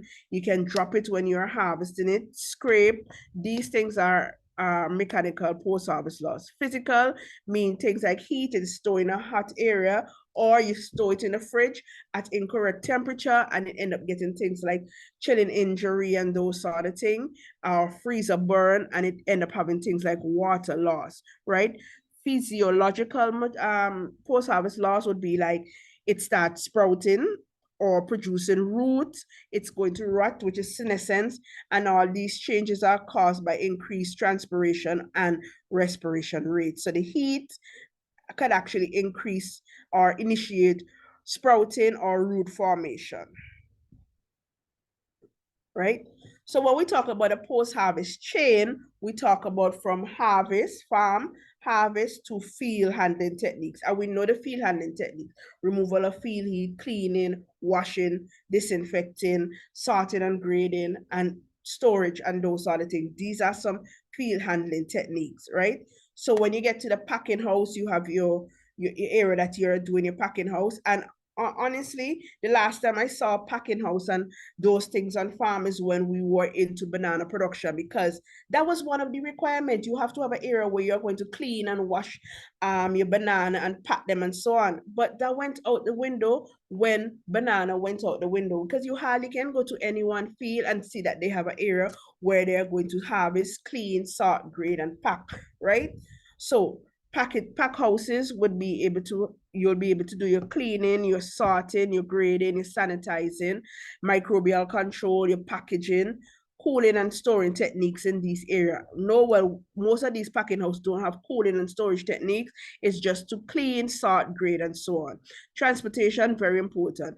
Loading and unloading. Sometimes when you sell in your sacks and what's that, they pick up a sweet potato and they fling it on the back of the truck, the pickup, whatever, and they fling it. And all these will cause bruising, and bruising would lead to things like respiration rate, water loss, and then we have post-harvest loss.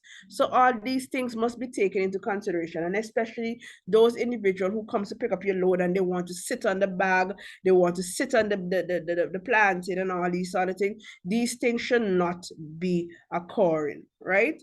So market, in terms of resorting and repacking, these things are very important. So I had my miserable days when I used to go to the market on a Saturday morning and I would help somebody repack their counter, because they would have tomatoes here, and right next to tomato you have your watercress, and then you have your callaloo right there. So I used to separate it for them and go about my business. I mean, I've ticked off or a couple of people who get upset, but then I stopped doing that a while now, and then you would see they asking me, saying, I'm going to come and help me repack. No, I'm not helping you repack, because if I show you once or twice, I should not come and show you how to lay out your table, especially if you have more than one table. Put your tomatoes and high ethylene producing crops in one area and put the leafy vegetables away from them, so that they wouldn't have the effect of ethylene production turning them yellow. Because the last thing I want to do is buy watercress, pak choy, and these sort broccoli, take them home, and by the time I'm ready to cook them on Sunday, they're yellow because of exposure to ethylene gas, right? So post-harvest treatment largely determines the final quality, whether your crop is sold for fresh consumption or used as an ingredient in a food product. It can determine the taste of your pepper sauce, your green seasoning, or jams or jellies, whatever you decide to do. The post-harvest treatment is very important, because if you're going to buy peppers that already start to have some sort of off smell, you're going to have an off taste when you create that pepper sauce, right? So post-harvest treatment determines the final product or the final quality of your product, right?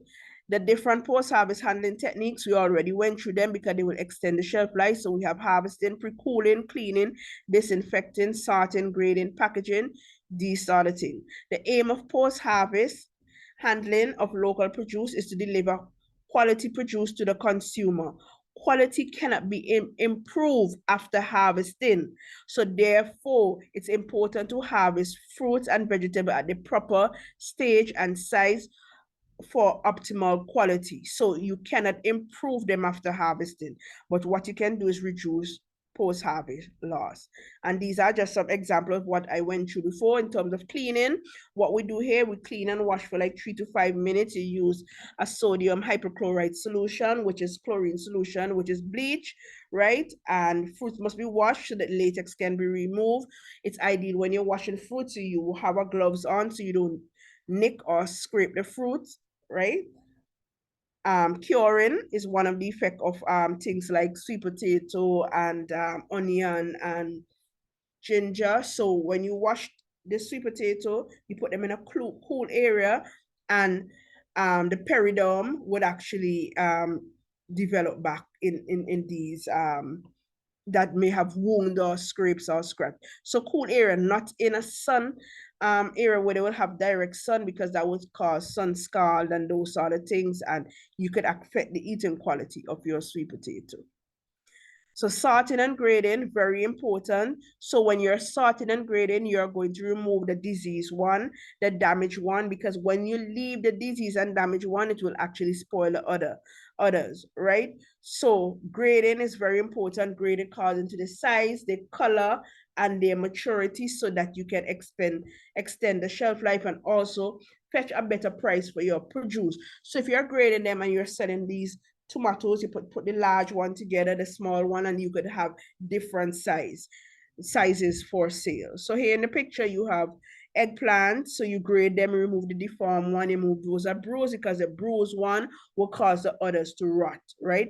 You remove any of them that are affected by disease or insect. And honestly, how much time we go and we buy these things and they have the disease one in the bag with the good one and everything, because they do not pay attention or focus on grading and sorting, because they want to see if they can fetch as much as money for whatever they have. So they mix everything together, the ripe, the green, the damage, the disease, everything together. Those that have growth cracks, everything are basically sold together, right? So grading and sorting is very, very, very much important. So this is grading, where you grade them according to their ripeness and so on. So you have your tomatoes ripe, your red bell peppers, and your green tomatoes. You sort them and you grade them according to their ripeness. Pre-cooling, very important. So after you package, you can place them in a chiller, you can place them on the ice and those sort of things. Once you keep the temperature down, you can actually prevent post-harvest loss. But you must ensure that the temperature does not go below what it's supposed to be, because you can end up having things like freezer burn and chilling injury, right? So storage, very, very important. It goes back to in terms of your fridge where you're going to store your stuff. Different vegetables require different storage condition.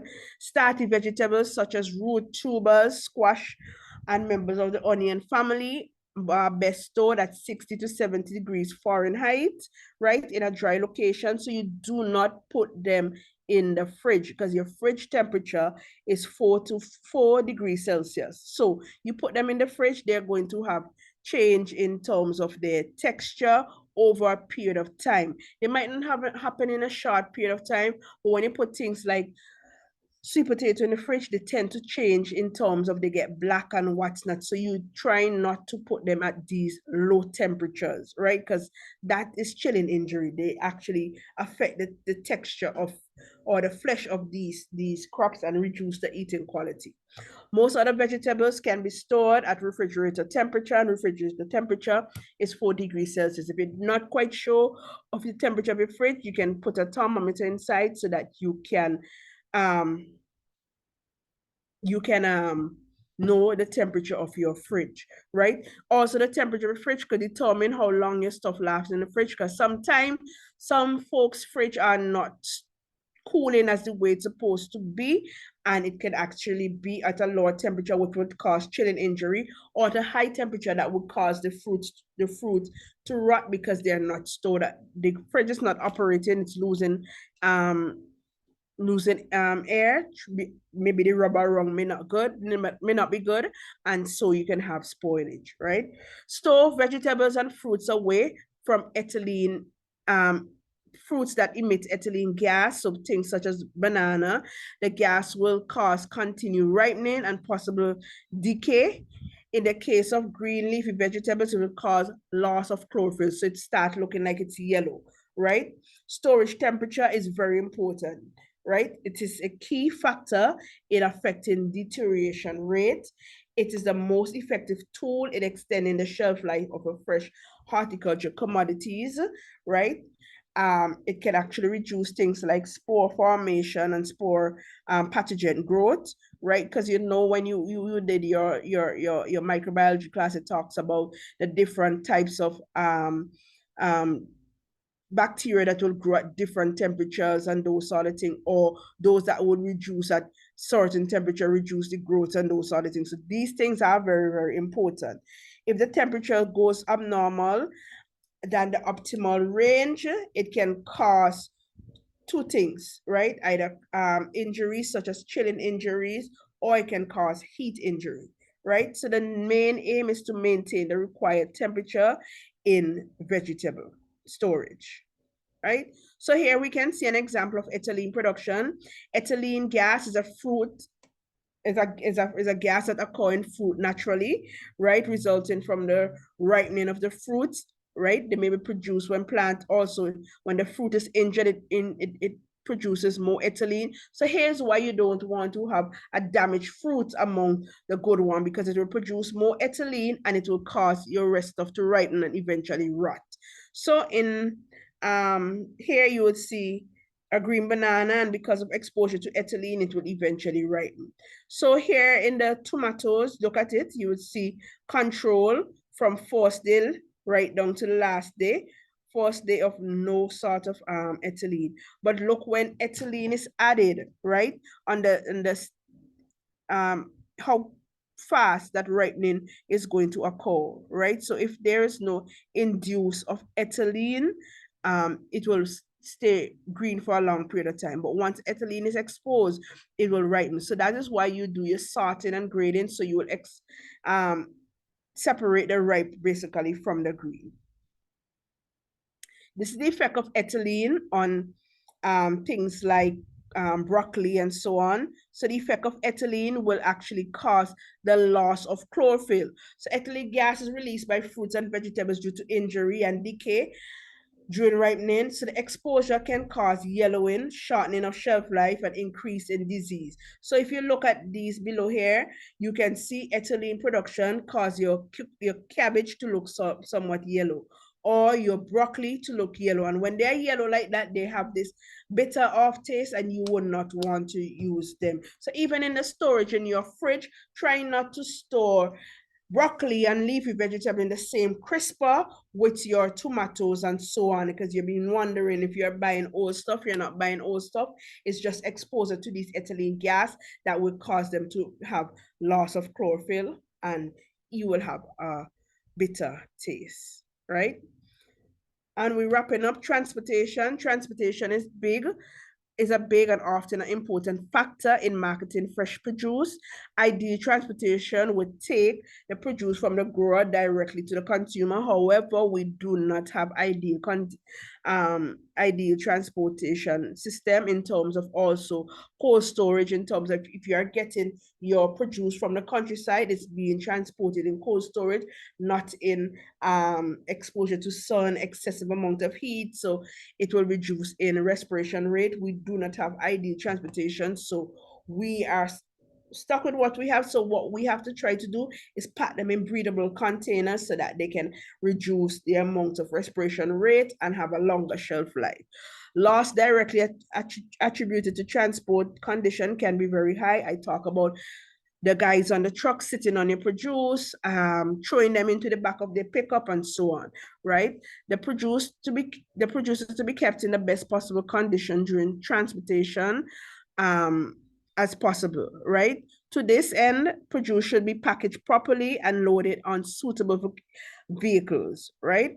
Refrigerated and non-refrigerated vehicles for transportation, because we do not have refrigerated vehicles, but most of our transportation are back of trucks open. Sometimes they cover them with tarpaulin and increase the amount of heat in that area, right? Even between islands, in terms of shipping cargo, we do not have cold storage facilities on these boats, so they're exposed to heat. So packaging them in breathable containers that are well ventilated could increase your shelf life and actually increase your income, because when your stuff get to other islands and they say that they're not good, they actually has to be dumped.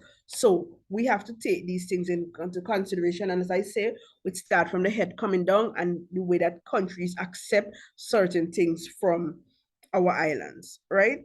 So in wrapping up, we have good practice in terms of the first picture. You have the pickup and it's in breathable containers. So you have your harvesting crate, right? And to the bottom, we have another good package. They're packaged, but they're in a refrigerated condition, so it will keep cool. In the third picture, you have the bad practices. The third and the fourth pictures, you have the bad practices where it's packed too high, so those produce underneath is in a lot of heat, pressure, the pressure, the weight on the produce below is going to be they're going to be crushed, they're going to be bruised. By the time they get where they're supposed to be, they're not going to be of any good eating quality, and it's going to lead to food insecurity. Then you have these people sitting on them, additional pressure, bruising, and so on. Second picture, overload, everything packed. You're talking about buildup of heat, you're talking about bruising and these sort of things. So we have to get the good practices right if we want to extend the shelf life of our produce, right? This is just basically showing a post-harvest flow chart from harvesting to reception to pre-cooling, selection and cleaning and disinfection, right? To drying, air drying, then you grade it, and then in certain crops such as dasheen, you add other treatment as a fungicide treatment to prevent fungus growth and to keep them going for a longer time. You're choosing your packaging wisely and your storage temperature and the way you transport. This is a post-harvest flow chart, and once we get everything right, we will have extension of shelf life. And the last part that we're going to cover, and then I wrap up for tonight, is packaging. Packaging is designed to protect the product by keeping contaminants away from the product and providing appropriate barrier against things like moisture, oxygen transmission, and this will extend the quality of the product inside or the food inside, right? So packaging of horticulture produce is a crucial step in providing fresh, attractive product to the end customers, because you want your produce to be live and healthy and not battered and bruised, and you can't use it in a salad because this part bruised, you have to cut it out. Time enough that we try to provide quality to our customers, right? Containment is the most basic package of packaging. Packaging provide protection from protection of food from adulteration such as water, gas exchange, and we're talking about things like ethylene production and microorganisms. So factors that affect shelf life of a fresh produce are things like Ethylene, we have it there, humidity, microbial growth, temperature, and physical damage. These will affect the shelf life of any fresh produce, right? So some basic characteristics of fresh vegetables: it must be alive, right? You must reduce moisture loss, right, via transpiration. It must be able to breathe, and it must not have high amount of respiration rate because buildup that is caused by excessive amounts of heat, right? Because we don't want them to get sick. We don't want them to look like they are dying. You want nice, healthy vegetables to eat, right? So packaging of fruits is another important step in the journey from grower to consumer. The choice on the bag and the crate and the basket plays a very important role in the shelf life of agriculture produce. And at the bottom here, we have some examples. We have a box, right, that would actually prevent the high percentage of heat buildup. Then you have your harvesting crate, right, where it has ventilation. Then if you are packaging leafy vegetables where you have to contain the moisture, right, you need moisture contain in this, where you don't want it to dry out. So you use your polyethylene bags and so on, right? And then you have your trays where you can put your film wrap over. You have your breathable bags here. You could have holes underneath. So these can actually be used in packaging your vegetables and so on. Over here, we have sweet potato being packaged in a breathable bag, so you're not going to have a high buildup of respiration rate and those sort of things. So your sweet potato going to was going to last for a longer period of time, right? So when you're choosing your package, it must be environmental friendly, right? Because if we're talking not only about food security, but we're talking about the effect of climate change, having all these plastic in the environment is not good, because sometimes we burn them, so we adding back pops to the environment. Sometimes we leave them there to go into the waterways that was going to affect aquatic life. Remember, we are talking sustainable, right? So we have to leave the environment in a sustainable condition or a good condition for future generation. So it must be environmental friendly. It should have sufficient strength in compression to act against any sort of impact and vibration, so it mustn't fall apart very easy. It should be stable during the entire distribution chain, right? It should be compatible in terms of if you're going to do automated packing, when we get to that stage here, or filling and handling machine. It should facilitate special treatment, like if you have to add it into a cold storage, it won't fall apart in there. So hence you have these breathable harvesting crate. You can rest it in the cold storage and take it back out because it will not damage, it will not fall apart. It should have a customer appeal. If you are shipping, it should be easily printable in terms of putting your name or label on it, and it should also be cost effective. So when you're talking about shipping, you're using your cardboard boxes and those sort of things, right? You have wooden basket hampers, you have pulp containers, and we know about pulp containers because when we import apples here, they have these pulp containers in between each shelf of the apples. As I say, we see it, but we do not practice it when it comes to our own. We put avocado all in a container and it's all together, bruising and rubbing. We don't think about actually putting them in pulp containers to basically separate them and prevent them from rubbing against each other and bruising. However, when we import apples and we import pears and so on, they come in these containers and we see what we're supposed to do, but oftentimes we don't do it, right? There's also things like mesh bag, plastic bags. So when you're packaging things like lettuce and cabbage and those other things that you want to retain moisture without loss, so that you won't have high water loss and it will dry out and start shriveling. So these are the things. So you can use things like shrink wrap, because some shrink wrap are breathable, right? So you could use things like shrink wrap, or you could use rigid plastic containers such as a clamshell when you're packaging things like tomatoes, especially your cherry tomatoes and so on. So as it said, go back to researching, knowing what is ideal, or even a clamshell could use to packaging things like your mushrooms and your mushrooms and those sort of things. So it goes back, as I said, to research to know what is ideal packaging for whatever crop that you produce. So this is some example. This mesh bag is what I was talking about in the beginning, and these are sold by Packaging Plus, right? They have them single, and they also have them on a roll, which you can cut to the size of whatever you are going to package, right? If you are doing things like salad, obviously you need a container that will not enable water loss, so you could keep the moisture so that your salad don't dry out.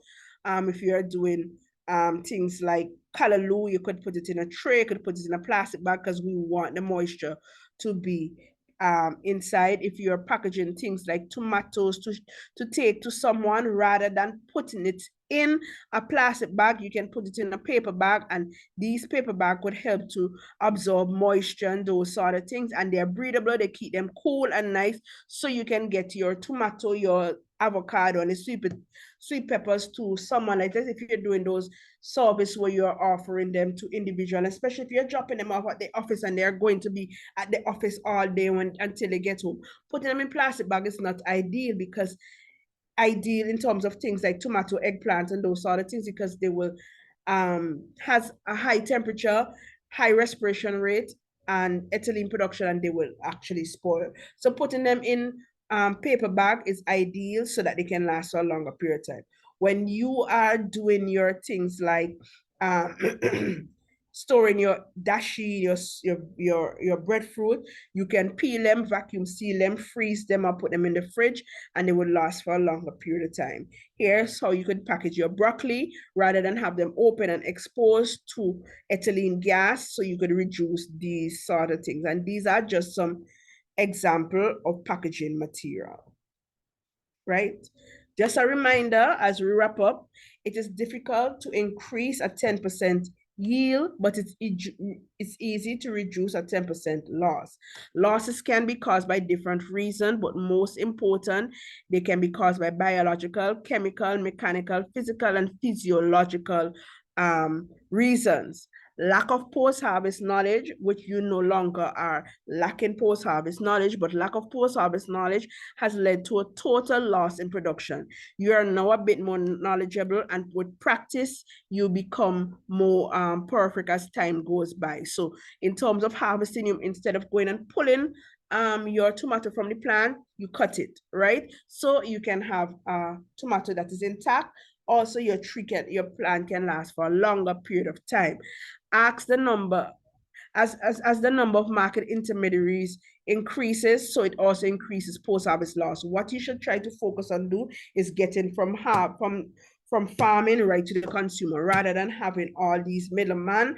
The middleman actually results in a lot of post-harvest loss, because the way things are basically handled and stores and so on. Proper post-harvest technology can minimize post-harvest loss. As I said before, quality cannot be improved after harvest. It is therefore important to harvest vegetables at the optimum maturity.